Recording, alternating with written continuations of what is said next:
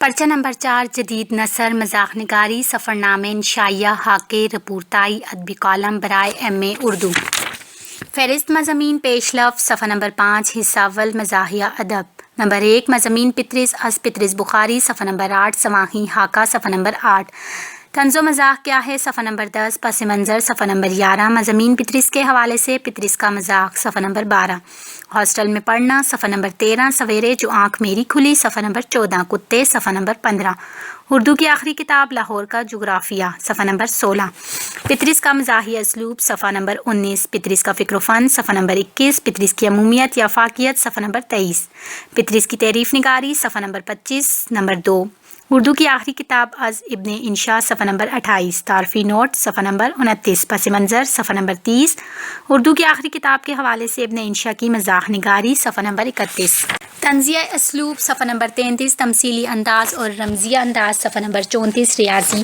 کی اصطلاحات صفحہ نمبر 34 تاریخ مغلیہ صفحہ نمبر 35 کہانیاں صفحہ نمبر 36 قافیہ پیمائی صفحہ نمبر 37 جغرافیہ صفحہ نمبر 37 سائنسی اصطلاحات صفحہ نمبر 38 حکایات صفحہ نمبر 38 جانوروں اور پرندوں کا بیان صفحہ نمبر 38 مجموعی جائزہ صفحہ نمبر 39 نمبر 3 چراغ تلے از مشتاق احمد یوسفی صفحہ نمبر 40 تعارفی نوٹ صفحہ نمبر 41 چراغ تلے کا تعارف صفحہ نمبر 42 مشتاق احمد یوسفی صفحہ نمبر 43 پہلا پتھر صفحہ نمبر 44 پڑھیے گر بیمار صفحہ نمبر 45 کافی صفحہ نمبر 45 یادش بخیر صفحہ نمبر 46 موضعی صفحہ نمبر 46 ثنا صفحہ نمبر 47 جنون لطیفہ صفحہ نمبر 48 چارپائی اور کلچر صفحہ نمبر 48 اور آنا گھر میں مرغیوں کا صفحہ نمبر 49 کرکٹ صفحہ نمبر 49 صنف لاغر صفحہ نمبر 49 موسموں کا شہر صفحہ نمبر 50 کاغذی ہے پیراہن صفحہ نمبر 50 صورت واقعہ صفحہ نمبر 51 پیروڈی صفحہ نمبر 51 بریکٹ صفحہ نمبر 51 یوسفی کے اسلوب کی نمایاں خصوصیات صفحہ نمبر 52 صنائع بدائع کا استعمال صفحہ نمبر 52 صنعت تجنیس صفحہ نمبر 52 مختلف اشیاء میں ربط کی تلاش صفحہ نمبر 53 حسن تعلیل صفحہ نمبر 53 مبالغہ صفحہ نمبر 54 صنعت جمع صفحہ نمبر 55 تشبیہات صفحہ نمبر 55 ہندسوں اور علامتوں کا بامعنی استعمال صفحہ نمبر 56 عمدہ آغاز صفحہ نمبر 57 پیروڈی صفحہ نمبر 57 تراکیب صفحہ نمبر 57 یوسفی کی زبان صفحہ نمبر 58 یوسفی کے کردار صفحہ نمبر 59 مجموعی جائزہ صفحہ نمبر 59 حصہ دوم سفرنامے نمبر 1 نظرنامہ از محمود نظامی صفحہ نمبر 61 تعارفی نوٹ صفحہ نمبر 61 سفرنامہ کی تعریف صفحہ نمبر 63 مسافر اور سیاح میں فرق صفحہ نمبر 63 سفرنامہ کی ابتدا اور مختصر تاریخ صفحہ نمبر 64 نظرنامے کا تعارف صفحہ نمبر 66 نظرنامے کی خصوصیات صفحہ نمبر 66 پہلی خصوصیت قدیم اور جدید نثر امتزاج صفحہ نمبر 68 دوسری خصوصیت شخصیت کی چھاپ صفحہ نمبر 68 تیسری خصوصیت سچے دل کا سیاح صفحہ نمبر 68 چوتھی خصوصیت تاریخی شعور صفحہ نمبر 69 پانچویں خصوصیت داستانوی انداز صفحہ نمبر 69 چھٹی خصوصیت جزیات نگاری صفحہ نمبر 70 ساتویں خصوصیت منظر کشی مرقع کشی صفحہ نمبر 70 آٹھویں خصوصیت موازنہ و مقابلہ صفحہ نمبر 71 نویں خصوصیت بازوق سفرنامہ نگار صفحہ نمبر 71 دسویں خصوصیت ماضی پرستی صفحہ نمبر 72 گیارہویں خصوصیت دل آویز زبان و بیان صفحہ نمبر 72 بارہویں خصوصیت ڈرامائی انداز کا آغاز و انجام صفحہ نمبر 74 13ویں خصوصیت فلیش بیک کی تکنیک کا استعمال صفحہ نمبر 74 حرف آخر صفحہ نمبر 74 نمبر 2 سات سمندر پار از بیگم اختر ریاض الدین صفحہ نمبر 75 تعارفی نوٹ صفحہ نمبر 75 سات سمندر پار کا تعارف صفحہ نمبر 77 خواتین سفرنامہ نگار صفحہ نمبر 77 سات سمندر پار کے حوالے سے بیگم اختر ریاض الدین کی صفحہ نگاری صفحہ نمبر 78 سات سمندر پار کا جائزہ صفحہ نمبر 79 سچا سیاح صفحہ نمبر 79 غیر جانبدارانہ صفحہ نمبر 79 زیست پرست فنکارہ صفحہ نمبر 79 نسوانیت کا اثر صفحہ نمبر 80 مشرق کی نمائندگی صفحہ نمبر 81 جمالیات کا مظہر صفحہ نمبر 81 مرقع نگاری صفحہ نمبر 82 دلکش مشاہدہ تجزیہ صفحہ نمبر 82 اسلوب صفحہ نمبر 82 الفاظ پر گرفت صفحہ نمبر 82 دلچسپ جملے صفحہ نمبر 83 مجموعی جائزہ صفحہ نمبر 84 نمبر 3 لبیک از ممتاز مفتی صفحہ نمبر 85 تعارفی نوٹ صفحہ نمبر 86 سفرنامہ صفحہ نمبر 87 سفرناموں کے اقسام صفحہ نمبر 88 حج کے سفر ناموں کی مختصر تاریخ سفر نامہ 88 لبیک کا تعارف صفحہ نمبر 79 لبیک کا فنی و فکری جائزہ صفحہ نمبر 90 لبیک ایک رپورتائی صفحہ نمبر 90 افسانی ادب یا داستانوی انداز صفحہ نمبر 92 تلاش و جستجو صفحہ نمبر 92 کردار نگاری صفحہ نمبر 93 منظر کشی صفحہ نمبر 94 موازنہ صفحہ نمبر 94 اسلوب صفحہ نمبر 95 غیر معمولی واقعات صفحہ نمبر 96 آغاز صفحہ نمبر 96 کالا کوٹھا صفحہ نمبر 96 حقیقت نگاری صفحہ نمبر 97 رجائیت صفحہ نمبر 98 عام رویوں پر طنز صفحہ نمبر 98 تصوف صفحہ نمبر 100 فلسفہ صفحہ نمبر 100 مجموعی جائزہ صفحہ نمبر 100 حصہ سوم انشائیے حاکے نمبر 1 آواز دوست از مختار مسعود صفحہ نمبر 102 تعارفی نوٹ صفحہ نمبر 102 آواز دوست کا تعارف صفحہ نمبر 104 آواز دوست کے عنوان کی وضاحت صفحہ نمبر 104 آواز دوست مضمون انشائیے یا خاکہ نگاری صفحہ نمبر 104 آواز دوست بطور مضامین صفحہ نمبر 105 آواز دوست بطور انشائیہ صفحہ نمبر 105 آواز دور بطور خاکہ نگاری صفحہ نمبر 106 آواز دوست کا تنقیدی جائزہ صفحہ نمبر 107 مینار پاکستان صفحہ نمبر 107 قحط الرجال ایک آفاقی فکر صفحہ نمبر 111 یادوں کا مجموعہ صفحہ نمبر 113 اسلوب صفحہ نمبر 113 سا حرفی صفحہ نمبر 114 نازک خیالی صفحہ نمبر 114 ابوالکلام کی نثر کے اثرات صفحہ نمبر 115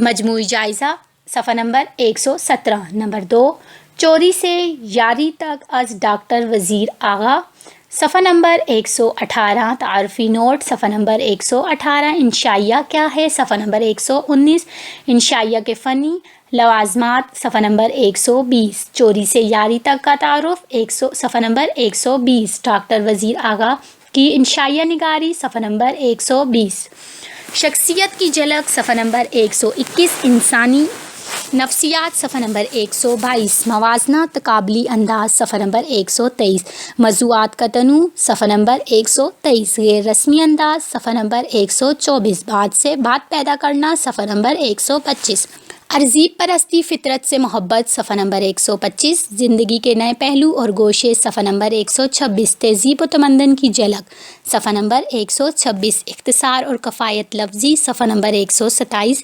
شوخی صفحہ نمبر 127 عدم تکمیل کا احساس صفحہ نمبر 128 علاقائی انداز صفحہ نمبر 128 اسلوب صفحہ نمبر 129 مجموعی جائزہ صفحہ نمبر 132 نمبر 3 البم از فارق بخاری صفحہ نمبر 133 تعارفی نوٹ صفحہ نمبر 133 خاکہ کی تعریف صفحہ نمبر 133 خاکہ کی ارتقاء صفحہ نمبر 134 فن خاکہ نگاری اور البم صفحہ نمبر 135 البم کا تعارف صفحہ نمبر 136 البم کے خاکوں کی مختلف اقسام صفحہ نمبر 138 فارق بخاری ایک کامیاب خاکہ نگار صفحہ نمبر 138 اسلوب صفحہ نمبر 142 یکسانیت صفحہ نمبر 143 مجموعی جائزہ صفحہ نمبر 144 حصہ چارم رپورتائی ادبی کالم حصہ چارم رپورتائی ادبی کالم نمبر 1 پودے از کرشن چندر صفحہ نمبر 145 تعارفی نوٹ صفحہ نمبر 145 رپورتائی صفحہ نمبر 146 رپورتائی کیا ہے صفحہ نمبر 146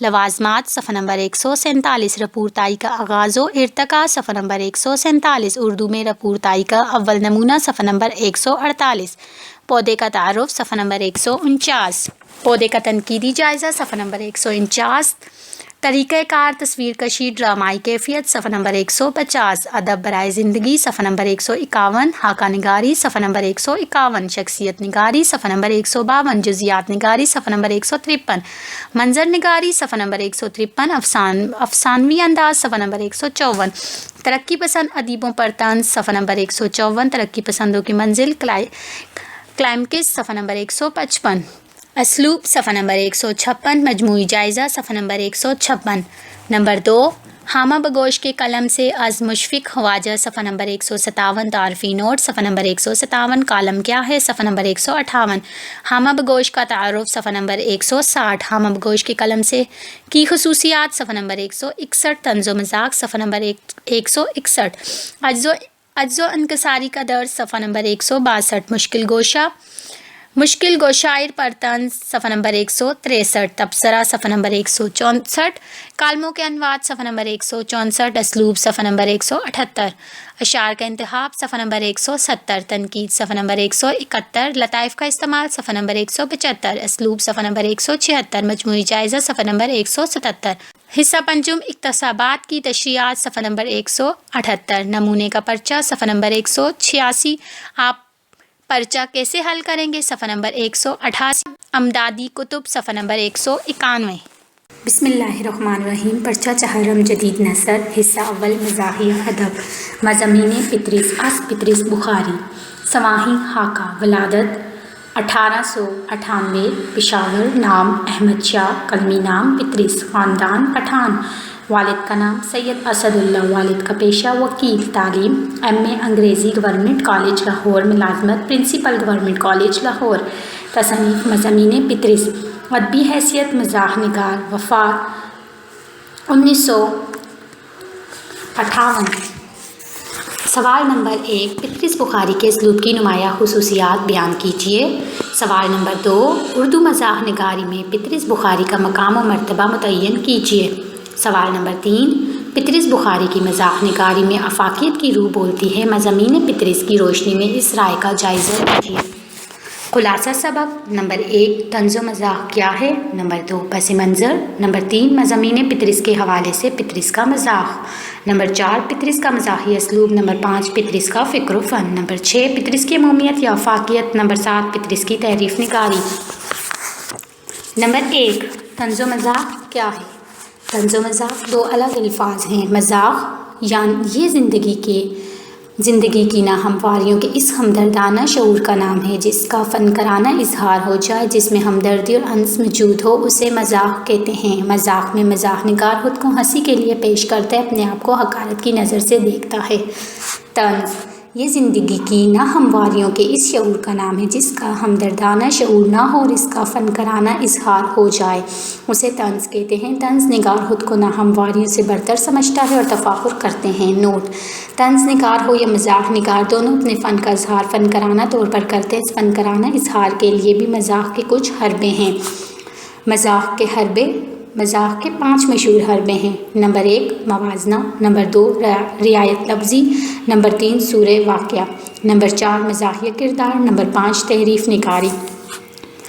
مزاح نگار مزاح پیدا کرنے کے لیے مختلف حربے استعمال کرتا ہے، مثلاً دو چیزوں کی آپس میں بیک وقت مشابہت اور تضاد سے جو ناہمواری پیدا ہوتی ہے اسے ہنسی کے لیے بطور حربہ استعمال کیا جائے۔ زبان و بیان کے مختلف حربے مثلاً رعایت لفظی یا لفظی تکرار سے بھی مزاح پیدا ہوتا ہے۔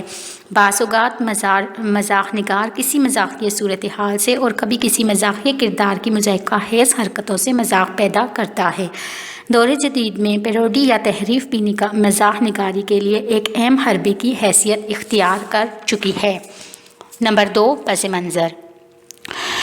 پطرس بخاری خالص مزاح نگاری کے علمبردار تھے۔ اگر ان سے پہلے اردو کی مزاحیہ روایت کو دیکھا جائے تو غالب مزاح شائستگی اور تہذیب کا امین نظر آتا ہے، لیکن غالب کی ہنسی اس شخص کی ہنسی ہے جو زندگی کے سرد و گرم کو دیکھ چکا ہے اور جب اب مڑ کر اپنی زندگی پر نگاہ ڈالتا ہے تو جہاں رونے کو دل چاہتا ہے وہاں ہنس دیتا ہے۔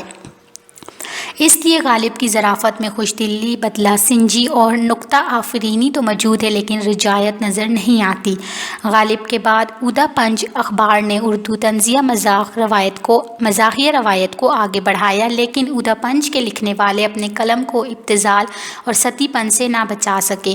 اودا پنج کی اہمیت اور حیثیت مزاحیہ روایت میں اس لیے زیادہ ہے کہ اس میں لکھنے والوں نے شعوری طور پر مزاح کو اپنی تحریروں کا ذریعہ بنایا۔ اودا پنچ کے بعد مرزا فرحت اللہ بیگ اپنی مخصوص ٹکسالی زبان کا اور محاوروں سے مزاحیہ روایت میں اہم کردار ادا کرتے نظر آتے ہیں۔ مرزا فرحت اللہ بیگ کے مذاق میں تہذیب و شائستگی تو موجود ہے، لیکن آزاد روی نظر نہیں آتی، جو مردوں سے اپنی تخلیقات کے لیے مواد حاصل کرتے نظر آتے ہیں۔ رشید احمد صدیقی علی گڑھ سے باہر نہ نکل سکے، چنانچہ ان کی فضا محدود ہے۔ ایسی صورتحال میں پطرس کی یہ مختصر سی کاوش نعمت عظمیٰ سے کم نہیں۔ پطرس کی دنیا محدود نہ تھی، ان کے موضوعات لگے بندے نہ تھے، اور یہی وجہ ہے کہ وہ ہر دور کے لیے قابل قبول ہیں۔ ان کی تخلیقات نہ صرف زمان و مکان کی قید سے آزاد کلاسیکل کا درجہ رکھتی ہے، بلکہ اصلی تقاضوں کو پورا کرتی دکھائی دیتی ہیں۔ پطرس کے بارے میں ایک نکات کا قول ہے کہ انہوں نے اپنی ظرافت کا مواد زندوں سے لیا ہے۔ ڈاکٹر احسن فاروقی پطرس کے متعلق فرماتے ہیں، پطرس میری نگاہ میں ہیومر تھا، اور اردو کا واحد ہیومرسٹ بلکہ واحد لا شریک۔ بقول ڈاکٹر وزیر اعلیٰ، پطرس اردو نثر میں خالص مزاح کا سب سے بڑا علمبردار ہے۔ اس میں کوئی شک نہیں کہ تقسیم کے بعد اس نے 2-3 مضامین ایسے بھی لکھے جن میں مزاح کے بجائے طنز کے عناصر موجود تھے۔ دراصل پطرس نے خالص مزاح کی ترویج و اشاعت کے سلسلے میں ہی نام پیدا کیا ہے۔ ڈاکٹر احسن فاروقی پطرس بخاری کو انشا پرداز کی حیثیت سے بہت توانا گردانتے ہیں۔ ان کا خیال ہے کہ پطرس ہر موضوع پر بلا تکلف لکھ سکتے ہیں اور شروع سے لے کر آخر تک اپنا رنگ برقرار رکھ سکتے ہیں۔ ان کا کام کھیل دکھانا تھا، لفظوں کا کھیل، فکروں کا کھیل، چست جملوں کا کھیل، وٹ بزلا سنجی کا کھیل، مگر یہ ان کا خاص کھیل نہیں، ان کا کھیل موقعوں کا کھیل ہے، ڈرامائی حالات کا کھیل ہے، اور ہر مضمون یہی کھیل دکھاتا ہے۔ نمبر 3، مضامین پطرس کے حوالے سے پطرس کا مذاق۔ مضامین پطرس سب سے پہلے 1930 میں شائع ہوئی۔ مضامین پطرس 11 مزاحیہ مضامین پر مشتمل ہے۔ مضامین پطرس کے متعلق ڈاکٹر صابر کلوری فرماتے ہیں، اردو ادب میں بقامت کہتر اور بقیمت بہتر کی 2 بہترین مثالیں دیوان غالب اور مضامین پطرس ہیں۔ ان کی مقبولیت کا راز یہ ہے کہ دونوں کتابوں میں لکھنے والے کی شخصیت اور ذہانت کا بھرپور اظہار ہوا ہے۔ مضامین پطرس کے دباچے سے مزاح کا باقاعدہ آغاز ہو جاتا ہے۔ اپنے دلچسپ دباچے میں انہوں نے اختصار، حقیقت اور طنز و مزاح سمو دیا ہے۔ دباچے میں پطرس کڑوی گولی شکل میں لپیٹ کر پیش کرتے دکھائی دیتے ہیں، اور دباچے میں ہی خود اپنی کتاب اور اپنی ذات کو مزاح کے لیے پیش کر دیتے ہیں۔ اگر یہ کتاب آپ کو کسی نے مفت بھیجی ہے تو مجھ پر احسان کیا ہے، اگر آپ نے کہیں سے چرائی ہے تو آپ کے ذوق کی داد دیتا ہوں، آپ نے پیسوں سے خریدی ہے تو مجھے آپ سے ہمدردی ہے، اور اب بہتر یہی ہے کہ آپ اس کتاب کو اچھا سمجھ کر اپنی حماقت کو حق بجانب ثابت کریں۔ کتاب کے تقریباً سارے مضامین میں انہوں نے اسی روش کو برقرار رکھا ہے اور کسی کو طنز کا نشانہ نہیں بنایا، اس لیے وہ اردو ادب میں خالص مزاح نگاری کے علمبردار دکھائی دیتے ہیں۔ مجموعی طور پر مضامین پطرس میں پطرس نے انگریزی مزاح کے تقریباً سبھی حربوں سے فائدہ اٹھایا ہے، لیکن ان کا پسندیدہ حربہ صورت واقعہ ہے۔ ہر مضمون اس حربے سے مزین نظر آتا ہے۔ پطرس خالص مزاح نگار ہونے کے ساتھ ساتھ فنکار بھی نظر آتے ہیں۔ خالص مزاح نگار کی حیثیت سے ہر مضمون میں مزاح کے لیے اپنی ذات کو پیش کرتے ہیں، اور ایک متوازن فنکار کے لحاظ سے ہم دیکھتے ہیں کہ چاہے ہاسٹل میں داخلہ ہو، سیر ہیزی ہو، کتوں کا خوف ہو، لیڈری میں انڈے کھانے ہوں، سینمے کا عشق ہو، بیوی سے وفاداری والا معاملہ ہو، میبل سے کتاب بینی کا مطالعہ ہو، یا سائیکل پر سوار ہو کر پڑھنا ہو، وہ کہیں بھی اپنی ذات کو یوں پیش کرتے ہیں کہ قاری اسے مسخرہ سمجھے۔ وہ زندگی کی ناہمواریوں کو یوں سامنے لاتے ہیں کہ قاری بھی اسے ہمدردی سے دیکھنے لگتے ہیں، اور اس خوبی نے ان کی مزاح کو اعلیٰ درجے کی ظرافت کا درجہ دیا ہے۔ پطرس کے مضامین ایک مختصر کتاب ہونے کے باوجود ایک سدا بہار کتاب ہیں۔ اس کی وجہ پطرس کی شگفتہ اسلوب کے علاوہ اس کے مضامین کے موضوعات بھی ہیں۔ نمبر 1، ہاسٹل میں پڑھنا۔ اس مضمون میں ہماری ملاقات ایک ایسے طالب علم سے ہوتی ہے جن کے لیے تعلیم و تفریح ہم معنی ہیں۔ اپنا وقت اور والدین کا پیسہ خرچ کرتے ہوئے وہ اپنے ضمیر پر کوئی بوجھ محسوس نہیں کرتے۔ اس معاشرتی ناہمواری کو پطرس نے جن خوبصورت انداز سے بیان کیا ہے وہ اپنی مثال آپ ہے۔ اس مضمون میں چھوٹی بڑی ہر چیز کی تفصیل اور جزیات نگاری عروج پر ہے۔ یہ مضمون ایک دیہاتی طالب علم کی نمائندگی کرتا ہے جن کے لیے لندن اور لاہور میں کچھ زیادہ فرق نہیں۔ مضمون کا سب سے زیادہ دلچسپ حصہ ہاسٹل میں رہنے کے لیے طالب علم کا اپنے والد سے مباحثہ ہے، جس میں شخصیت اور سیرت کی تشریح ہوتی ہے، گھبراہٹ میں چال چلن اور دماغی حالت کی وضاحت بھی ہونے لگی ہے، اور معصومانہ ذہنیت کا نتیجہ یہ ہے کہ والد صاحب تشریف لے جانے کا حکم دیتے ہیں۔ اس پورے مضمون میں مذاق برقری روح کی طرح سرایت کر گئی ہے، چنانچہ مضمون کسی بھی جگہ سے اٹھا کر پڑھا جائے تو ہنسی کو تحریک دیتا ہے۔ خصوصاً مضمون کا آخری جملہ تو لافانی ہے، یونیورسٹی والوں کا حماقت ملاحظہ فرمائیے کہ ہمیں پاس کر کے اپنی آمدنی کا ایک مستقل ذریعہ ہاتھ سے گنوا بیٹھے۔ نمبر 2، سویرے جو آنکھ میری کھلی۔ اس مضمون میں ہماری ملاقات ایک ایسے طالب علم سے ہوتی ہے جو خود فریبی کا شکار ہے اور صبح سویرے اٹھ کر امتحان کی تیاری کا خواہشمند ہے۔ بدقسمتی سے اپنے پڑوسی لالا جی کے سامنے اس خواہش کا اظہار کرتے ہیں، مگر لالا جی مضحکہ خیز حد تک مستعد ہیں اور اس کو صبح سویرے 3 بجے جگا دیتے ہیں۔ اس واقعے کو پطرس نے بڑی خوبصورتی سے بیان کر کے صورت واقعہ سے مذاق پیدا کرنے کی کوشش کی ہے۔ یہ سوتوں کو جگا رہے ہیں یا مردوں کو اٹھا رہے ہیں، اور حضرت عیسیٰ علیہ السلام بھی تو واجبی طور پر ہلکی سی کم کہہ دیا کرتے ہوں گے، زندہ ہو گیا تو ہو گیا، نہیں تو چھوڑ دیا۔ اس مضمون میں پطرس نے بڑے خوبصورت انداز میں طالب علموں کی نفسیات بیان کی ہے۔ پطرس کی یہ تصویر لازوال ہے اور صرف طالب علم اس بات کی شہادت دے سکتے ہیں کہ ایک کم کوش طالب علم کی پطرس نے کتنی اچھی اور سچی کردار نگاری کی ہے۔ نمبر 3، کتے۔ پطرس کا شاہکار مضمون کتے اور مزاح نگاری کی روایت میں اہم سنگ میل ہے۔ اس موضوع پر ایسا بہترین مضمون صرف پطرس ہی لکھ سکتے ہیں۔ مضمون کتے کے مطالعے سے اندازہ ہوتا ہے کہ پطرس بخاری نہ صرف انسانوں کی نفسیات سے آگاہی رکھتے ہیں بلکہ جانوروں کی نفسیات کا بھی وافر ذوق ان کے اندر موجود ہے۔ علم حیوانات کے پروفیسر سے پوچھا، سلوتریوں سے دریافت کیا۔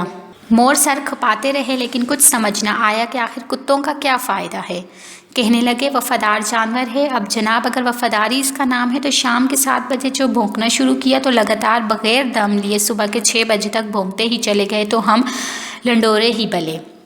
اس مضمون میں مزاح کے حرب موازنہ سے پطرس نے مزاحیہ صورتحال پیدا کیا ہے۔ کتوں سے ڈرنے کا حال بھی کسی سے پوشیدہ نہیں، یہ ہم میں سے اکثر کی آپ بیتی ہے، لیکن پطرس نے سیدھے سادے انداز میں ایسی تصویر کشی کی ہے کہ مبالغہ آمیزی کے شائبہ تک نہیں ملتا۔ وہ لکھتے ہیں، اگر آپ نے ہم جیسی طبیعت پائی ہو تو آپ دیکھیں گے کہ ایسے موقعوں پر آیت الکرسی آپ کے ذہن سے اتر جائے گی اور اس کی جگہ آپ دعائے قنوت پڑھنے لگ جائیں گے۔ بقول چندان قدین، کتوں کو اس لیے پیدا کیا گیا ہے کہ پطرس ان پر ایک شاہکار مضمون لکھ سکے۔ اس مضمون میں رعایت لفظی موازنہ اور سورہ واقعہ کے حربے آزمائے گئے جبکہ پیروڈی بھی موجود ہے۔ نمبر 4، اردو کی آخری کتاب لاہور کا جغرافیہ۔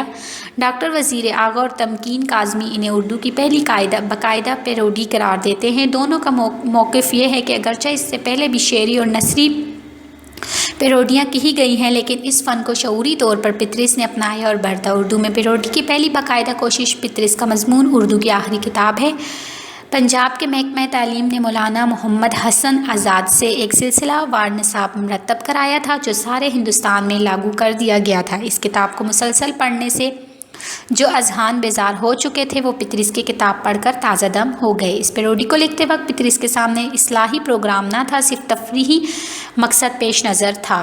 اس پیروڈی کا لطف اس وقت آتا ہے جب اردو کی پہلی کتاب کو سامنے رکھا جائے۔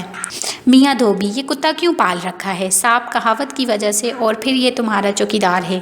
دیکھے امیروں کے کپڑے میدان میں پھیلے پڑے ہیں، کیا مجال کوئی پاس آ جائے جو ایک دفعہ کپڑے دیے جائیں پھر واپس نہیں لے جا سکتے۔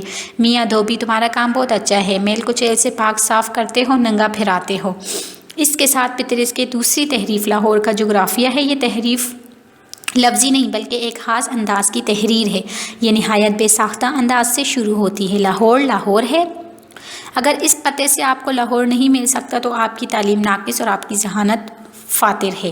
پھر لاہور کے محل و وقوع، آب و ہوا، آب رسانی، ذرائع آمد و رفت، قابل دید مقامات، صنعت و حرفت اور بڑی بڑی پیداوار یعنی طلباء کے بارے میں دلچسپ انکشافات کیے گئے۔ اس پیروڈی میں پطرس کا لب و لہجہ نسبتاً طنزیہ ہو جاتا ہے اور وہ اپنا مخصوص مزاحیہ طریقہ کار بدل لیتے ہیں۔ مثلاً لاہور کی آب و ہوا کے بارے میں طرح طرح کی روایات موجود ہیں جو تقریباً سب کی سب غلط ہیں۔ حقیقت یہ ہے کہ لاہور کے باشندوں کے حالات میں یہ خواہش ظاہر کی ہے کہ اور شہروں کی طرح ہمیں بھی آب و ہوا دی جائے۔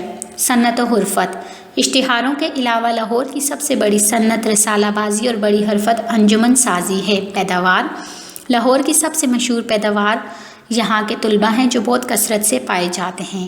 پطرس نے اصل عبارت کا سہارا لے کر ایک ایسی فضا پیدا کر دی کہ لاہور اور اہل لاہور کی بعض اعتدالیاں اور ناہمواریاں ابھر کر سامنے آ گئی۔ میں ایک میاں ہوں 100% مزاحیہ مضمون ہے۔ اس میں مبالغے اور حقیقت کا خوبصورت امتزاج ملتا ہے۔ اس مضمون میں وہ تمام باتیں شامل ہیں جو ایک نئی شادی شدہ جوڑے کو پیش آ سکتی ہیں۔ حقیقت یہ ہے کہ بیوی اپنے شوہر کی ان سب رویوں سے حسد کرنے لگتی ہے جو زیادہ بے تکلف اور چہیتے ہوں، کیونکہ وہ چاہتی ہے کہ وہ ہر طرح سے اپنے شوہر کی توجہ کا مرکز بنی رہے، کوئی اس میں حصے دار نہ ہو۔ اس مضمون میں پطرس کا محبوب ہر صورت واقعہ اپنے فنی عروج پر دکھائی دیتا ہے، بالخصوص جب پطرس دوستوں کے ساتھ تاش کی محفل سے جائے بیٹھے اور روشن آرا گھر میں داخل ہوتی ہے۔ لکھتے ہیں، روح منجمد ہو گئی اور تمام حواس نے جواب دے دیا۔ روشن آرا تو کچھ دیر چپکی کھڑی دیکھتی رہی اور پھر کہنے لگی، لیکن میں کیا بتاؤں نا کیا کہنے لگی، اس کی آواز تو میرے کانوں تک بے ہوشی کے عالم میں پہنچ رہی تھی۔ روشن آرا کی گھر میں داخل ہونے سے شوہر کا جو حال بنا اور اردو مزاحیہ ادب کی ایک بہترین مثال ہے۔ مرید پور کا پیر، یہ مضمون سورہ واقعہ اور انسانی نفسیات کی بھرپور عکاسی کرتا ہے۔ مجمع کا خوف کسی فرد کو کس طرح گھیر لیتا اور اعتماد کی کمی کیا گل کھلاتی ہے، وہ اس مضمون سے ظاہر ہے۔ پطرس نے یہاں بھی خود کو مرید پور کا پیر بنا کر پیش کیا، لیکن اس آئینے میں کئی لیڈر اپنی صورتیں پہچان سکتے ہیں۔ لفظوں کے ہیر پھیر سے مذاق پیدا کی گئی۔ 1 سال میں کانگریس کے جلسے میں چلا گیا، یہ کہنا صحیح ہوگا کہ کانگریس کا جلسہ میرے پاس چلا آیا۔ مرید پور کا پیر، یہ ایک ایسا مضمون ہے جس میں ایک شخص لیڈری کے شوق میں گرفتار ہے جو سیاست کی ابجد کا علم بھی نہیں رکھتا۔ اس خواہش کی تکمیل میں اسے کیا کچھ کرنا پڑا۔ پطرس نے اس کی حالت بہت خوبصورت اور مزاحیہ انداز اس طرح بیان کیا کہ ہر بات سچی معلوم ہوتی ہے۔ سینما کا عشق بقول پطرس اس مضمون کا عنوان ہو سے حیز ہے، مگر اس کے پڑھنے کے بعد تمام تر صفحات مجروح ہو جاتے کیونکہ اس میں پطرس نے کچھ دل کے داغ دکھائے ہیں۔ یہی اس مضمون میں مرزا کا کردار اپنی پوری جولانی اور آب و تاب کے ساتھ موجود ہے۔ مضمون کا اسلوب روانی، تسلسل اور سادگی کے لحاظ سے بڑا متوازن اور پنکھا ہے۔ اس میں انسانی جھنجھلاہٹ کے سارے پہلو نمایاں ہیں۔ مکالمے اور مزاحیہ سورہ واقعہ کو بطور حربہ استعمال کیا ہے۔ جس خط اہل نظر اٹھا سکتے ہیں، سینما کے اندر کے ماحول کی کیفیت اور جزیات قابل داد ہیں۔ تھوڑی دیر بعد تاریکی میں دھندلے سے نقش دکھائی دینے لگے، جہاں ذرا کی آواز تو میرے کانوں تک بے ہوشی کے عالم میں پہنچ رہی تھی۔ روشن آرا کی گھر میں داخل ہونے سے شوہر کا جو حال بنا اور اردو مزاحیہ ادب کی ایک بہترین مثال ہے۔ مرید پور کا پیر، یہ مضمون سورہ واقعہ اور انسانی نفسیات کی بھرپور عکاسی کرتا ہے۔ مجمع کا خوف کسی فرد کو کس طرح گھیر لیتا ہے۔ عزیز طلبہ، یہ آڈیو ریکارڈنگ آپ کے لیے ہیومینیٹیرین ڈیولپمنٹ آرگنائزیشن ایبٹ آباد کے ذریعے اہتمام کی گئی۔ ہیومینیٹیرین ڈیولپمنٹ آرگنائزیشن ایبٹ آباد 2011 سے اپنی مدد آپ کے تحت صحت، تعلیم اور معاشی خود مختاری کے شعبوں میں بہتری کے لیے کوشاں ہے۔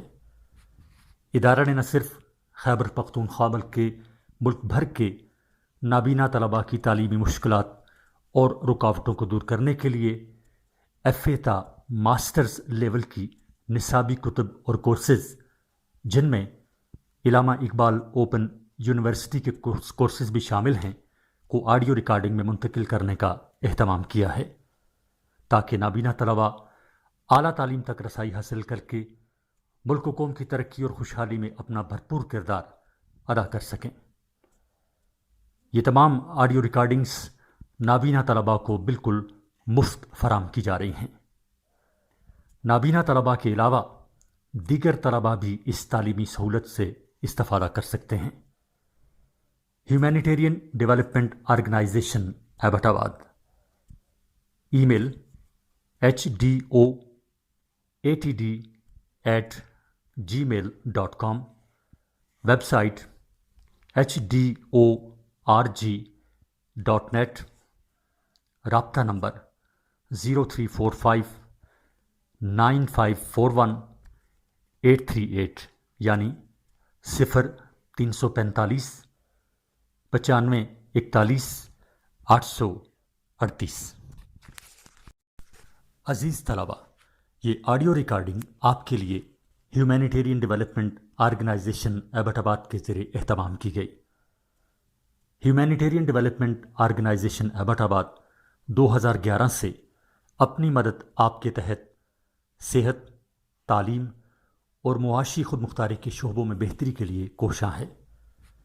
ادارہ نے نہ صرف खैबर पख्तूनख्वा के मुल्क भर के नाबीना तलबा की तालीमी मुश्किलात और रुकावटों को दूर करने के लिए FA ता मास्टर्स लेवल की निसाबी कुतुब और कोर्सेज़ जिनमें इलामा इकबाल ओपन यूनिवर्सिटी के कोर्सेज़ भी शामिल हैं को ऑडियो रिकॉर्डिंग में मुंतकिल करने का एहतमाम किया है ताकि नाबीना तलबा आला तालीम तक रसाई हासिल करके मुल्क कौम की तरक्की और खुशहाली में अपना भरपूर किरदार अदा कर सकें। ये तमाम ऑडियो रिकॉर्डिंग्स नाबीना तलबा को बिल्कुल मुफ्त फराम की जा रही हैं। नाबीना तलबा के अलावा दीगर तलबा भी इस तालीमी सहूलत से इस्तिफ़ादा कर सकते हैं।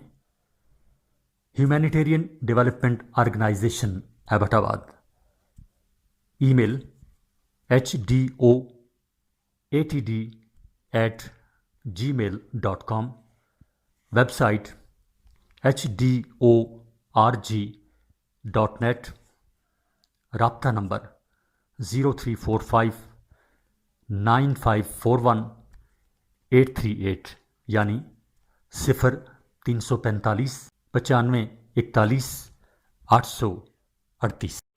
थोड़ी देर बाद तारीकी में धुंधले से नक्श दिखाई देने लगे, जहां ज़रा पितरिस के हाथ जो मगरबी रंग दिखाई देते हैं वो इनकी मगरबी तालीम की वजह से है। इसी बायस शायद इनकी तहरीर पर भी मगरबी असर हो तो हो, लेकिन हम इनके मजाक को बिल्कुल मगरबी नहीं कह सकते। रशीद अहमद सदीकी जो खुद एक बुलंद पाया मजाक निगार हैं, पितरिस के मुतालिक अपने एक मज़मून में लिखते हैं कि इनका मजाक मगरबी नहीं था लेकिन जहन मगरबी था। वो लाहौर में अंग्रेज़ी ज़बान और अदब के उस्ताद रहे हैं, इस वजह से उन्होंने अंग्रेज़ी अदब का गायर मुताला कर रखा था। चुनांचे उन्होंने अंग्रेज़ी तर्ज को उर्दू में समोने की कोशिश की और बहुत हद तक अपनी इस कोशिश में कामयाब भी रहे।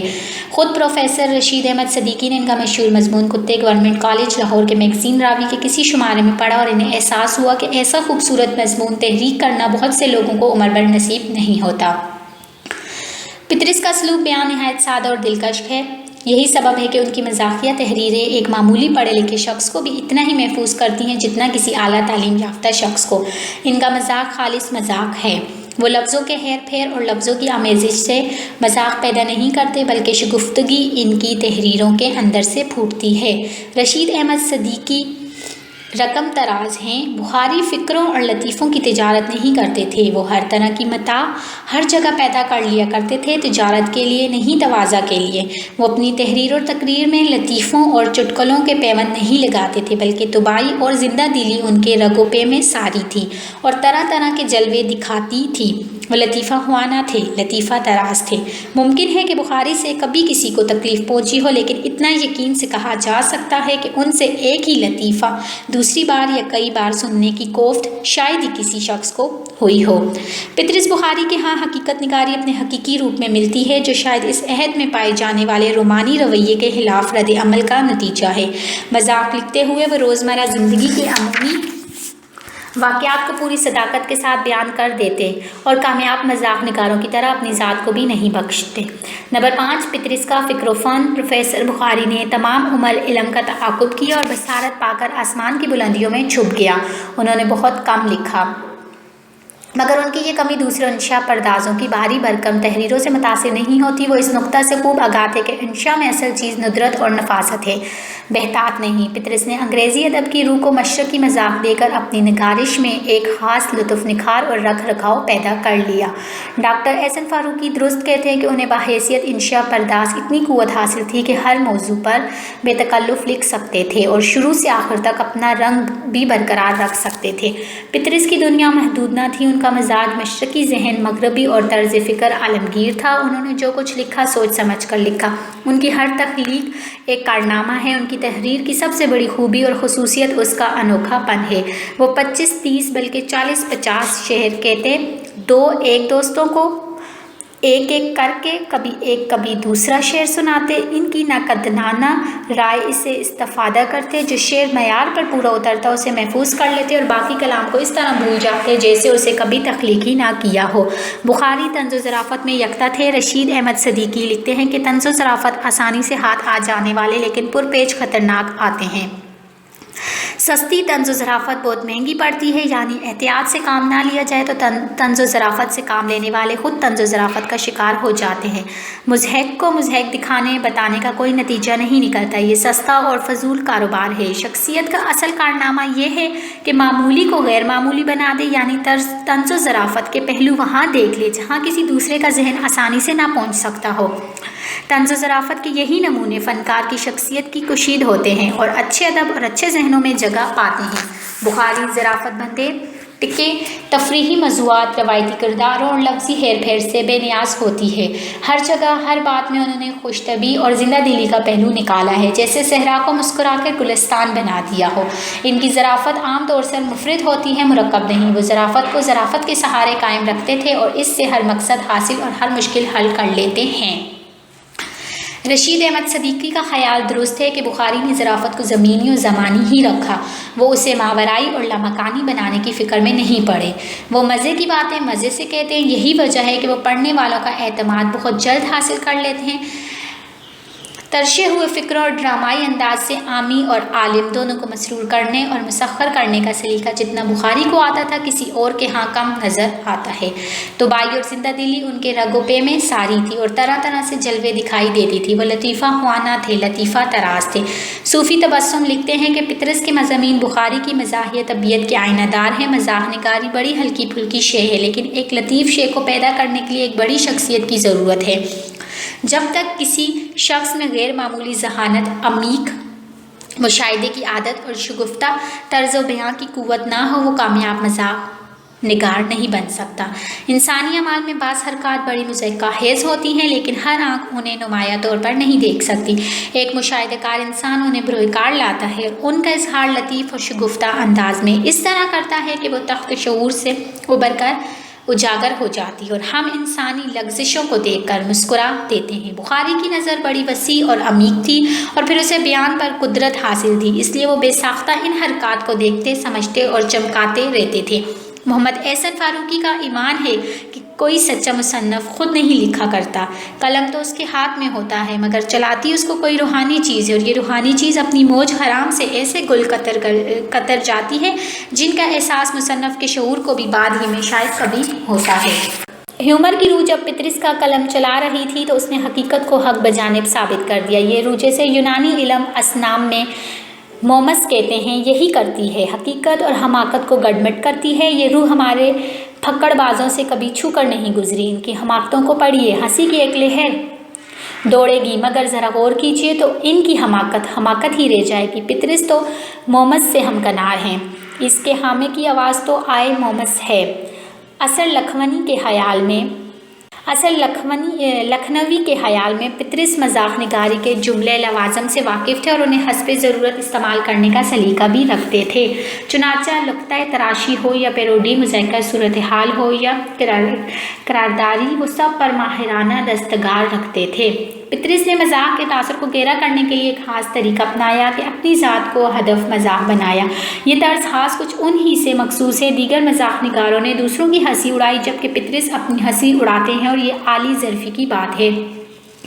چنانچہ کتوں کا خوف ہو یا ہاسٹل میں سیر ہیزی، لیڈری میں انڈے کھانے ہوں یا بیوی سے وفاداری بشرط استواری والا معاملہ، میبل سے مقابلہ کتب بینی ہو یا سائیکل پر سوار ہو کر کارٹون بنانا، پطرس ہر معاملے میں اپنا مذاق اڑاتے نظر آتے ہیں۔ اسی خصوصیت نے ان کے مذاق سے طنز کی زہر کو ختم کر کے خالص اور نتھرے مذاق کو جنم دیا ہے۔ پطرس اپنے اندر مزاح کے موجد بھی ہیں اور خاتم بھی۔ پطرس کی ظرافت میں خوشگوار طنز اور اس طنز میں گہری انسانیت ہے۔ پطرس کی طنز عموماً متوسطہ طبقے کے نوجوان سے متعلق ہے۔ نمبر 6، پطرس کی عمومیت یا آفاقیت۔ پطرس کے مضامین شگفتہ، رواں اور بذلہ سنجی سے مملوء ہیں۔ اس میں مزاح کی لطیف چاشنی موجود ہے۔ بعض نقاد پطرس کے بارے میں یہ رائے رکھتے ہیں کہ ان کے مضامین میں مقامیت ہے اور یہ مقامیت ان کا سب سے بڑا عیب بن کر سامنے آتی ہے۔ جیسے رشید احمد صدیقی کے مضامین میں علی گڑھ کی فضا رچی بسی ہوئی ہے، ان مقامات کا تذکرہ پطرس کے مضامین میں بار بار آتا ہے۔ مثلاً ہاسٹل میں پڑھنا مضمون میں لاہور کے بارے میں فقرے لکھتے ہیں: ہمارے والد، ہیڈ ماسٹر اور تحصیلدار صاحب تینوں نے مل کر فیصلہ کیا کہ ہم لاہور بھیج دیا جائے۔ हमें लाहौर भेज दिया जाए, लेकिन जब इधर उधर के लोगों के हालात सुने तो मालूम हुआ कि लंदन और लाहौर के हालात में चंदा फ़र्क नहीं। सवेरे जो आँख मेरी खुली में पितरिस हॉस्टल की ज़िंदगी की उकासी करते हुए नज़र आते हैं और हॉस्टल की ज़िंदगी का मुज़ाहिका उड़ाते हैं। लाहौर का जोग्राफिया लाहौर के मकामी मसाइल का तज़हीक का निशाना बनाया गया है। पितरिस के मज़ामीन को महदूदियत और मकामियत के ऐब से ममलूल करार देने वाले निकादों ने पितरिस की मज़ाक निगारी को महदूद नुक्ते नज़र से जांचने की कोशिश की है। पितरिस के मज़ामीन में चंद मकामात के नामों में से ये समझ लिया गया है कि वो मकामियत का शिकार हो गए हैं, यानी अगर पितरिस चंद इलाकों के नाम ज़्यादा इस्तेमाल करते हैं तो इसका मतलब ये नहीं कि उनके मज़ामीन में अफाकियत नहीं। अफाकियत की तशरीह और तोज़ीह के बाद ये वजाहत हो जाती है कि पितरिस पर मकामियत का इल्ज़ाम लगाने वाले अफाकियत को ख़ुद भी न समझ सके। चंद मकामात के ज़िक्र की वजह से पितरिस में मकामियत का इल्ज़ाम कमज़ोर और गलत है। पितरिस के मज़ामीन की कशिश कम नहीं बल्कि ज़्यादा हो रही है, क्योंकि इनके मौज़ूआत में अमूमियत है। मसलन उन्होंने जो कुछ तलबा और हॉस्टल की ज़िंदगी के बारे में लिखा है वह तलबा और उस्ताज़ा दोनों के लिए तब तक दिलचस्पी का बाइस रहेगा जब तक तलबा हॉस्टल वगैरह मौजूद रहेंगे। तलबा की कस्में मसलन जमाली, जलाली, हयाली, इनके मशागिल, इनकी गफलत और सहल निगारी, गैर तालीमी और गैर मुफीद सरगर्मियाँ, हॉस्टल की आज़ादी, हॉस्टल में तलबा की दिलचस्पियाँ वगैरह ऐसे मौज़ूआत हैं जिनमें हर शख्स दिलचस्पी ले सकता है। पितरिस के मज़ामीन की अमूमियत उन्हें रशीद अहमद सदीकी से मुमताज़ करती है, क्योंकि इनके मज़ामीन अलीगढ़ से मखसूस हैं और वो अलीगढ़ की फ़िज़ा से बाहर नहीं निकलते, इसलिए इनके मज़ामीन में अलाकियत और मकामियत का नुक्स पैदा हो गया है। लेकिन पितरिस के मज़ामीन में मकामियत नहीं बल्कि अफाकियत और अमूमियत है। वो लाहौर या किसी और मकाम का तस्करा सिर्फ अलामती अंदाज में करते हैं। पितरिस का मजाक फक्कड़पन और बाजारीपन नहीं रखता, वो फ़िक्रे कसते हैं लेकिन उनमें लताफत है। वो बज़ला सिंजी के ज़रिए अपने कारी को मस्कूर कर देते हैं, वो हंसाते हैं, गुदगुदाते हैं और बाज़ औक़ात पढ़ने वालों को केकों पर मजबूर कर देते हैं। इसलिए हम ये कह सकते हैं कि पितरिस के मज़ामीन में मकामियत नहीं अफाकियत और अमूमियत है।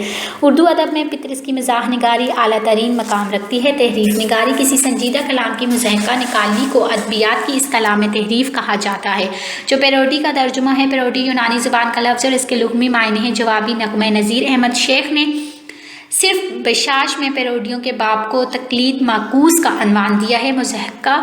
मुज़हिक निकाली और हजविया तक़लीद जैसी तरकीब से भी पैरोडी का मफ़हूम अदा करने की कोशिश की गई है। नंबर 7, पितरिस की तहरीफ़ निगारी। पितरिस एक हकीकी मज़ाक निगार है। वो ज़राफ़त की रवायती असूलों से अलग थलग नज़र आते हैं। वो अपनी रवायती किरदार और लफ्ज़ों के हेर फेर से मज़ाक तख्लीक नहीं करते। वो हर जगह और हर बात से मज़ाक पैदा करने में महारत रखते हैं। बाज़ ज़रीफ़ ख़ुद को फ़न ज़राफ़त का उस्ताद कहलवाने के लिए लताइफ़ याद कर लेते और इन लतीफ़ों को महफ़िलों में सुनाते हैं।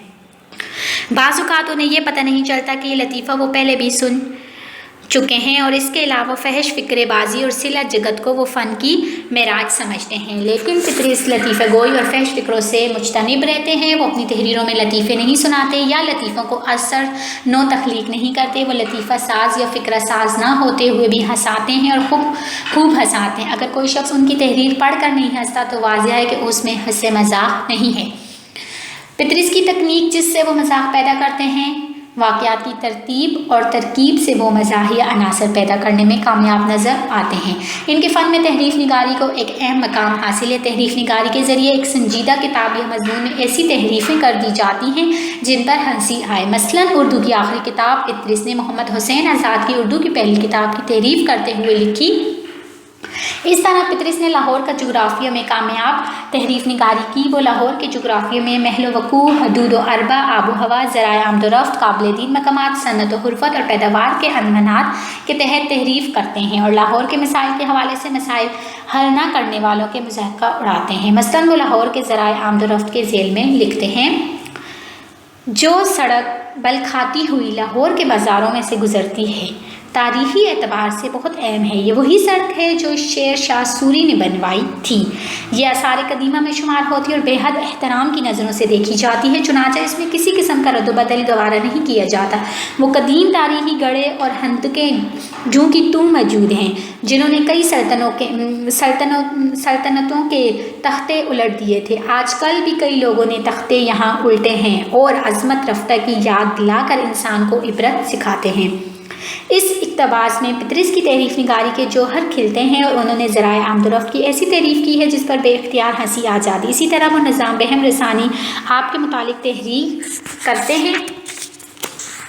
بہم رسانی آپ کے لیے ایک اسکیم عرصے سے کمیٹی کے زیر غور ہے۔ یہ اسکیم نظام سکہ کے وقت سے چلی آ رہی ہے، لیکن مصیبت یہ ہے کہ نظام سکہ کے اپنے ہاتھ کے لکھے ہوئے بعض اہم مسودات تو تلف ہو چکے ہیں اور جو باقی ہیں ان کے پڑھنے میں بہت دقت پیش آ رہی ہے۔ اس لیے ممکن ہے کہ تحقیق و تدقیق میں ابھی چند سال اور لگ جائے، اور عارضی طور پر پانی کا یہ انتظام کیا گیا ہے کہ فی الحال بارش کے پانی کو حد الوسع شہر سے باہر نکلنے نہیں دیتے۔ اس میں کمیٹی کو بہت کامیابی حاصل ہوئی ہے۔ تحریف سے ہنسنا مقصود ہونا چاہیے، زیٹ لائٹ اور حرافات کو تحریف نہیں کیا جا سکتا۔ پطرس کی مزاح نگاری میں زیٹ لائٹ اور حرافات بالکل نہیں ہیں، وہ خوبصورت اور سبق فکروں سے مذاق پیدا کرتے ہیں، ہر بات کو نہایت سنجیدگی سے کہتے ہیں کہ سننے اور پڑھنے والے ہنس دیتے ہیں، وہ خود نہیں ہنستے۔ انہوں نے انگریزی کو سلیقے اور انتخاب سے اردو میں مروج کیا ہے اور یہ بھی ان کی فنکاری ہے۔ مغربی اثرات لیے ہوئے ان کی اردو مزاح نگاری ایک افاقیت رکھتی ہے، اس میں رشید احمد صدیقی کی طرح مقامیت نہیں۔ بقول پروفیسر آل احمد سرور، مغرب کا اثرات کے یہاں ایک ایسے عالمگیر رنگ میں ظاہر ہوتا ہے جو ذرا بھی گراں نہیں گزرتا اور ترجمہ یا نقالی معلوم نہیں ہوتی۔ حصہ اول، مزاحیہ ادب، اردو کی آخری کتاب از ابن انشا۔ تعارفی نوٹ: اردو کی آخری کتاب کا پس منظر، اردو کی آخری کتاب کے حوالے سے ابن انشا کی مزاح نگاری۔ نمبر 1 طنزیہ اسلوب، نمبر 2 تمثیلی انداز، نمبر 3 ریاضی کا حصہ، نمبر 4 تاریخ مغلیہ، نمبر 5 کہانیاں، نمبر 6 قافیہ پیمائی، نمبر 7 جغرافیہ، نمبر 8 سائنسی اصطلاحات، نمبر 9 حکایات، نمبر 10 جانوروں کا بیان، نمبر 11 مجموعی جائزہ۔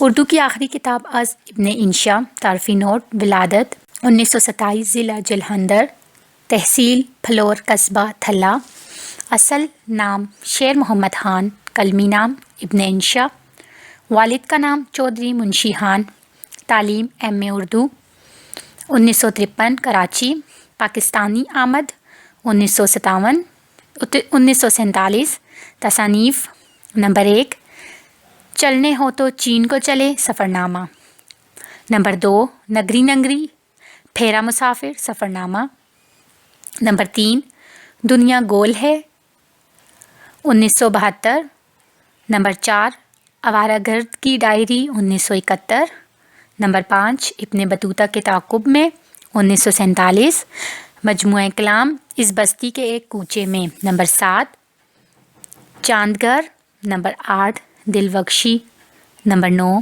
ہمار گندم 1980، نمبر 10 اردو کی آخری کتاب 1971۔ سوال نمبر 1، ابن انشا کی مزاح نگاری کا جائزہ لیں۔ سوال نمبر 2، اردو کی آخری کتاب میں ابن انشا نے کس طرح اسے آخری کتاب کا جواز بنایا؟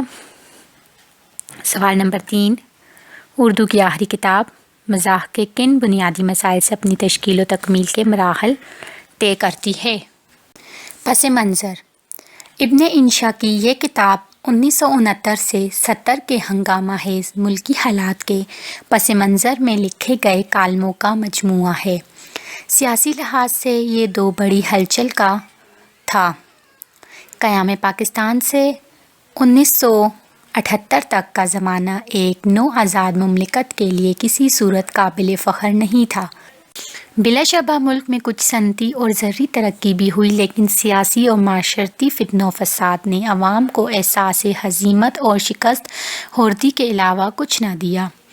قائد اعظم کی رحلت کے بعد قیام پاکستان کے تمام مقاصد بالائے طاق رکھے گئے اور ذاتی مفاد نصب العین قرار پایا، جس نے طبقاتی افتراق کو جنم دیا اور دیکھتے ہی دیکھتے معاشرتی اور سماجی بحران کی صورت اختیار کر لی۔ نت نئی بنتی اور بگڑتی سیاسی پارٹیوں نے رہی صحیح اخلاقی اقدار کو بھی پامال کر دیا۔ اردو کی آخری کتاب انہی ہنگامہ پرور دنوں کی طنزیہ ڈائری اور مزاحیہ روزنامچہ ہے، جس میں یہ پورا ہنگامہ خیز دور منعکس ہو گیا ہے۔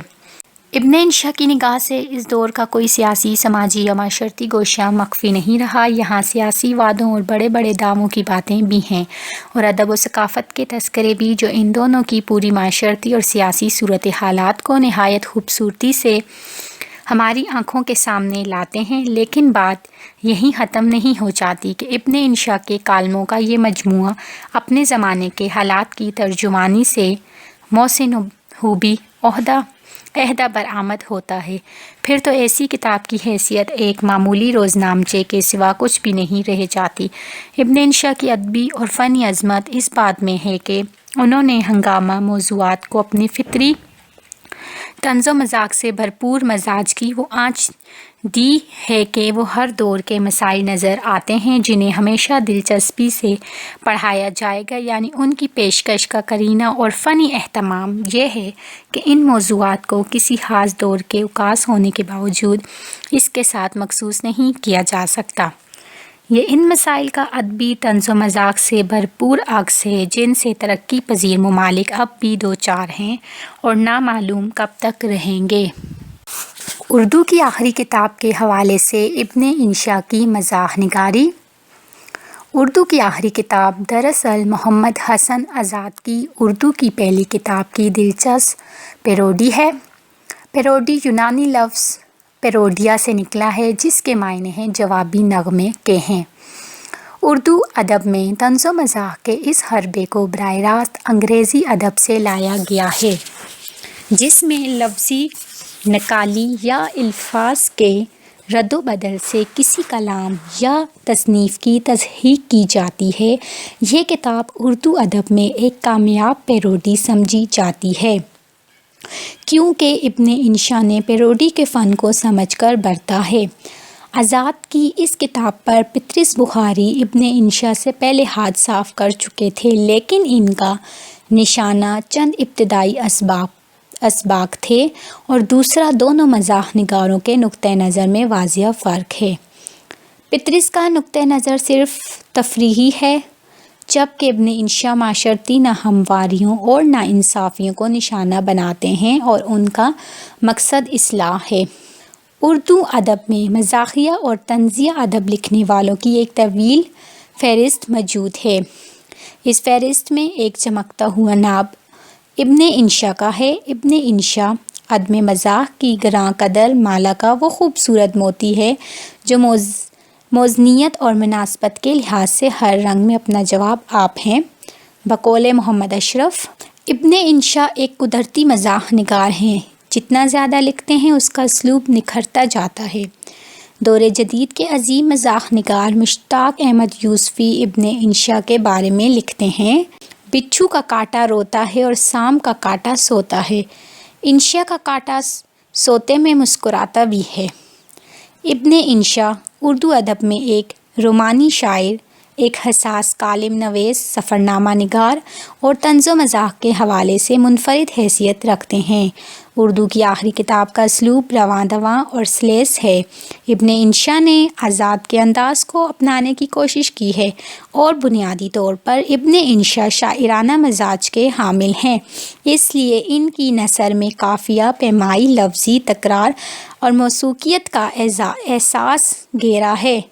پطرس نے مزاح کی ابتدا دباچے سے کی تھی، جبکہ ابن انشا نے یہ انتظار بھی نہیں کیا اور کتاب کے سرورق پر نامنظور کردہ چیئرمین ٹیکسٹ بک بورڈ کا عنوان دے کر ہنسی کو تحریک دی ہے۔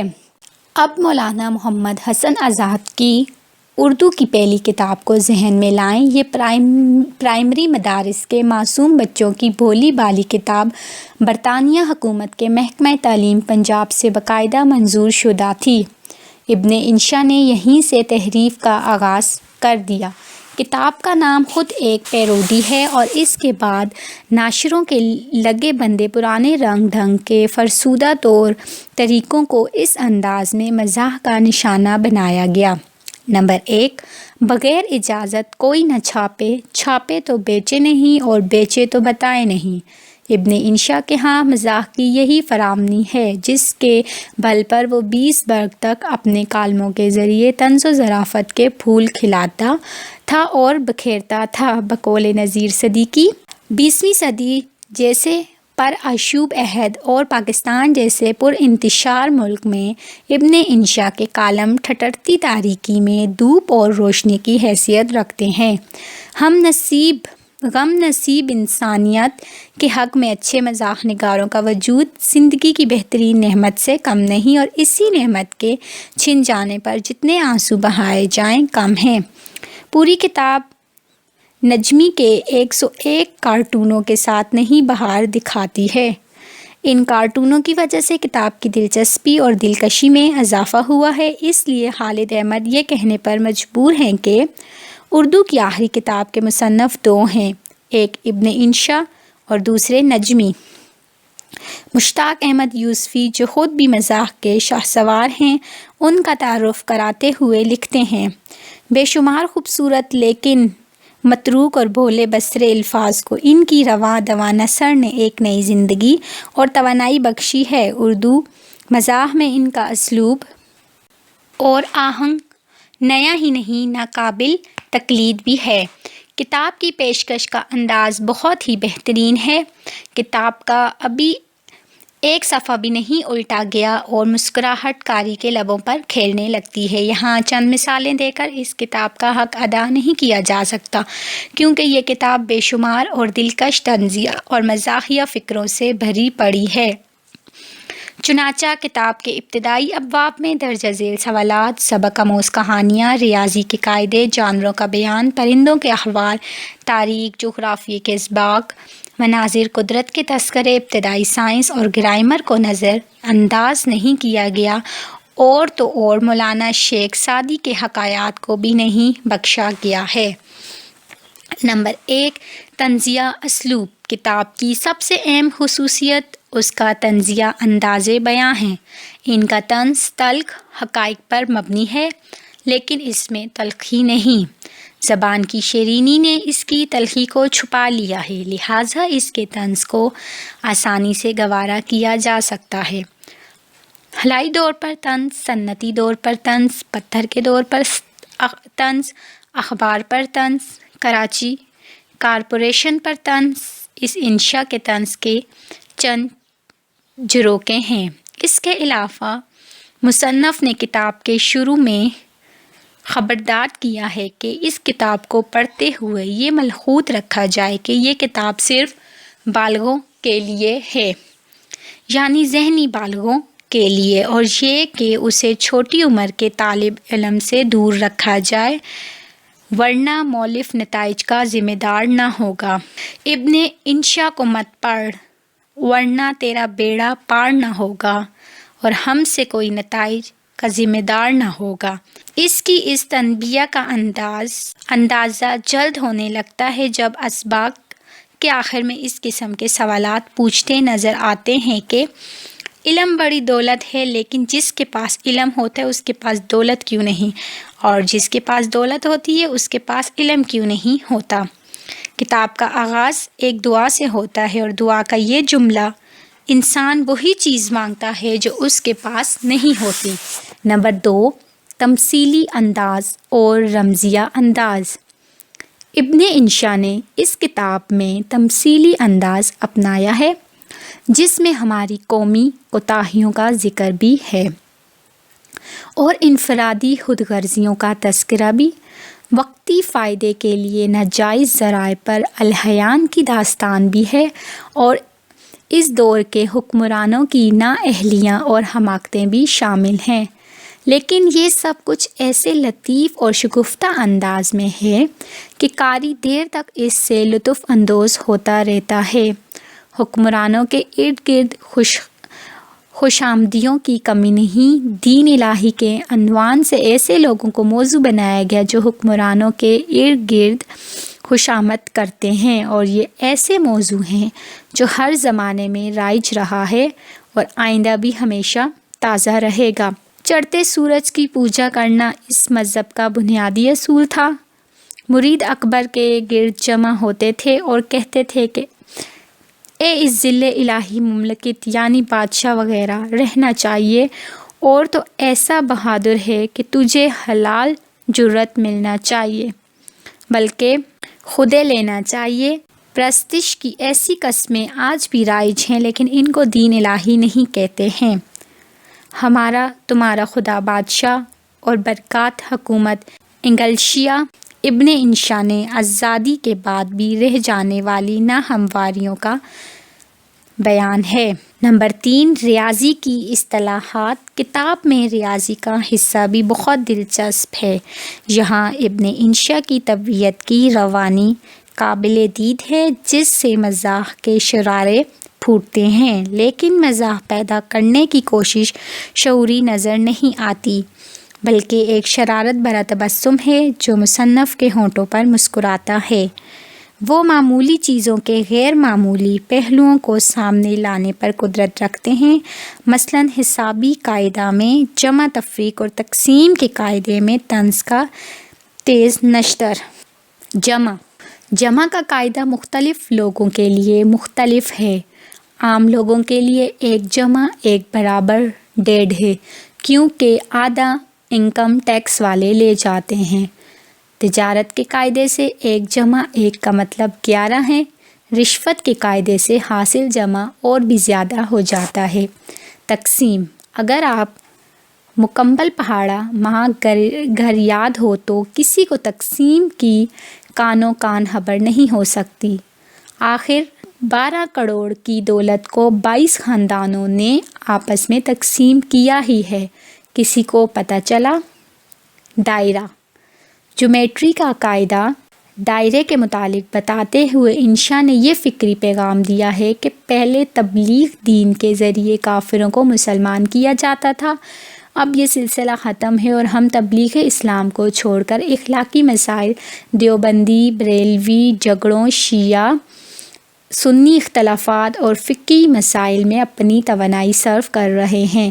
لکھتے ہیں، ایک دائرہ اسلام کا دائرہ کہلاتا ہے، پہلے اس میں لوگوں کو داخل کیا کرتے تھے، آج کل داخلہ منع ہے، صرف خارج کرتے ہیں۔ الجبرا، حساب اعداد کا کھیل ہے۔ الجبرا حرفوں کا ان میں سب سے مشہور حرف لا ہے، جسے لیہ کہتے ہیں۔ بعض رشتوں میں الجبرا یعنی جبر کا شائبہ ہوتا ہے، جسے mother in law, father in لا وغیرہ۔ مارشل لا کو بھی الجبرا کا ہی ایک قاعدہ سمجھنا چاہیے۔ یہاں ابن انشا کے ہاتھوں سے مزاح کا دامن چھوٹ گیا ہے اور وہ اپنے طنز سے معاشرتی ناہمواریوں کی نشاندہی کر رہے ہیں، لیکن اس کے باوجود ان کے لب و لہجے کی شگفتگی اور معصومیت نے قاری کی دلچسپی کو برقرار رکھا ہے اور اس طنز کو گوارا بنا دیا ہے۔ تاریخ مغلیہ، کتاب کا سب سے کمزور حصہ تاریخ مغلیہ سے شروع ہوتا ہے، جب ابن انشا مکمل طور پر ہنگامی حالات کو موضوع مزاح بناتے ہیں۔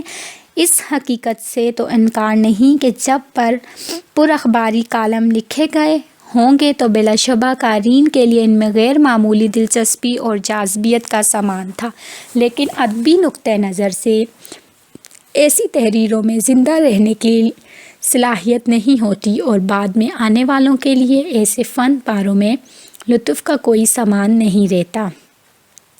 مثلاً اس حصے میں بادشاہ اکبر فیلڈ مارشل ایوب خان کو کہا گیا ہے اور نورتن ازروس کے مرکزی حکومت کے وزراء ہیں۔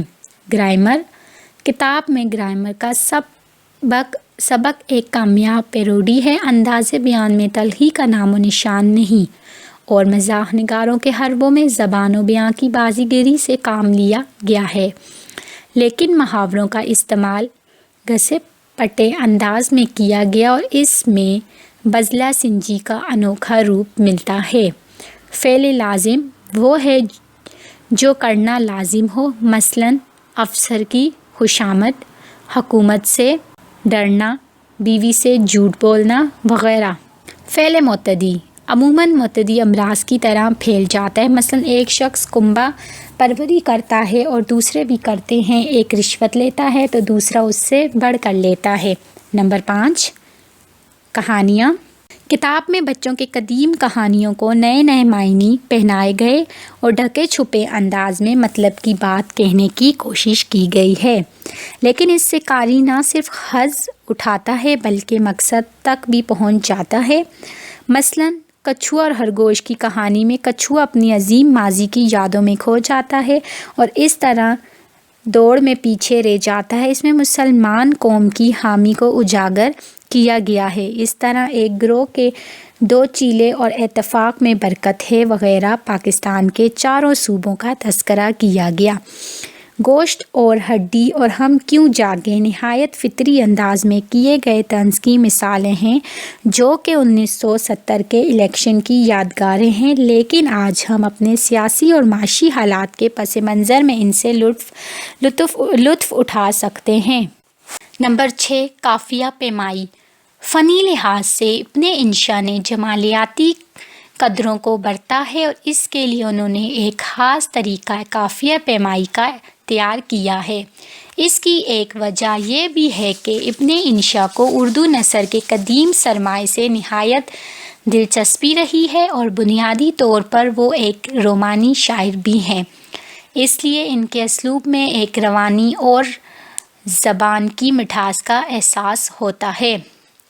فن کی اس رنگینی کو ان کے حصے مزاح نے بھی مزید نکھار دیا ہے، مثلاً جو زیادہ گنے کھائے گا شکر کی بیماری پائے گا، سوئیاں لگوائے گا چلائے گا مارا جائے گا، علم بڑی دولت ہے تو بھی اسکول کھول، علم پڑھا فیس لگا دولت کما، فیس ہی فیس پڑھائی کی 20 بس کی 30 یونیفارم کے 40، سبزی کا خیال چھوڑ وٹامن سے منہ موڑ، مسور کی دال کھا اپنے منہ پہ نہ جا۔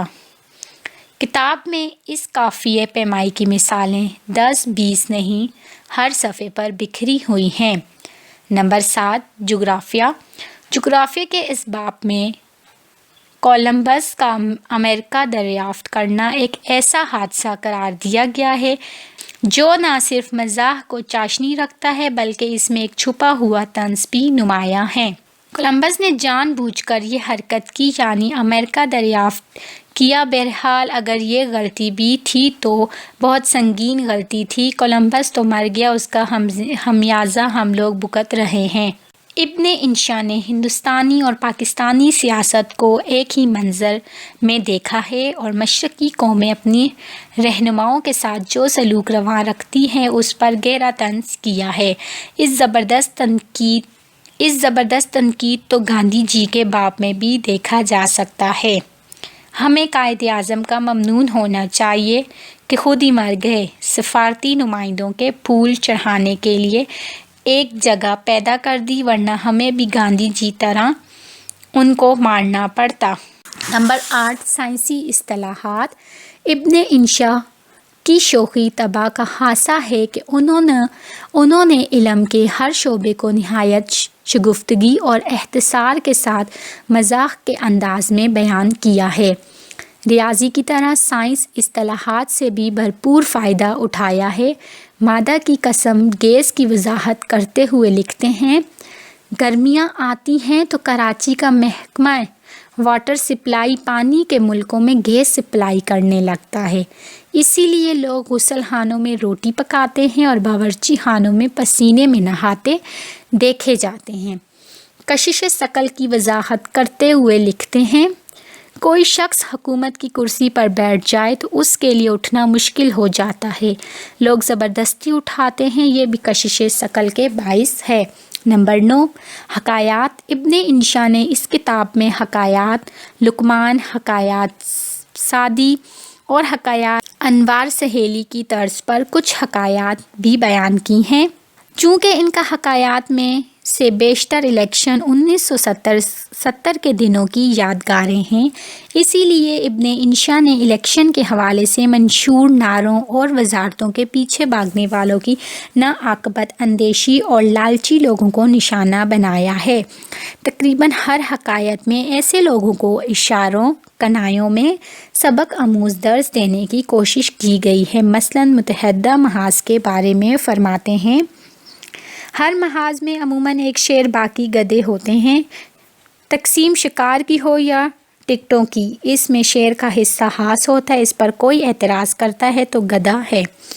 نمبر 10، جانوروں اور پرندوں کا بیان۔ مختلف جانوروں اور پرندوں کا ذکر کر کے انسانوں کی خامیاں سامنے لانے کی کوشش کی گئی ہے۔ انسان اشرف المخلوقات ہے، جانور بن جانے سے بھی دریغ نہیں کرتا۔ مثلاً کتے کا ذکر کرتے ہوئے لکھتے ہیں، ایک کتا لیلا کا بھی تھا، لوگ لیلا تک پہنچنے کے لیے اس سے پیار کرتے تھے، اس کی خوش آمد کرتے تھے جس طرح سانپ کے سیکٹری یا چپڑاسی کی کرنی پڑتی ہے۔ نمبر 11 مجموعی جائزہ۔ ابن انشا نے عظمت خیال اور حساس تحلیل کے ذریعے طنز و مزاح کو نیا انداز دیا ہے اور زندگی کے ہر پہلو سے انصاف کرنے کی پوری کوشش کی ہے۔